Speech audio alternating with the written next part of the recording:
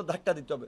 আজকে অনেকে হিরো হয়ে গেছেন, 10-15 দিনের আন্দোলনে হিরো হয়ে গেছেন, অন্যদের সমস্ত অবদানকে ম্লান করে আজকে সরকারের ক্ষমতাকে ব্যবহার করে, সরকারকে ব্যবহার করে, উপদেষ্টা পরিষদকে ব্যবহার করে আজকে কিংস পার্টি গঠন করা হয়েছে। আর সেই কিংস পার্টির কার্যকলাপ আপনারা দেখতেছেন যে কিংস পার্টি আজকে তরুণ প্রজন্মকে বিপদগামী করছে, রাজনীতিকে কলুষিত করছে। যেই তরুণদেরকে নিয়ে মানুষ পরিচ্ছন্ন রাজনীতির স্বপ্ন দেখেছিল, নতুন বাংলাদেশ বিনির্মাণের স্বপ্ন দেখেছিল, আছে সেই তরুণরা চাঁদাবাজি, ধান্দাবাজি, তদবির, লুটপাটে ব্যস্ত। সবচেয়ে মোমেন্টাম তৈরি করেছে কোটা সংস্কার আন্দোলন এবং নিরাপদ সড়ক আন্দোলন।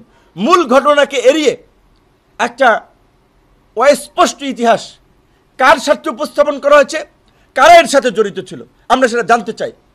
তারা প্রতারণা করেছে জাতির সঙ্গে, আমাদের সঙ্গে প্রতারণা করেছে।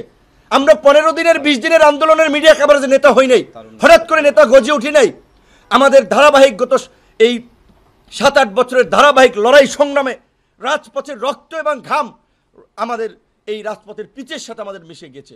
প্রত্যেকটা মানুষ যারা আজকে আমরা এখানে বসে আছি, তারা এই প্রেক্ষাপট তৈরিতে জীবন বাজি রেখে ধারাবাহিকভাবে লড়াই সংগ্রাম করেছে।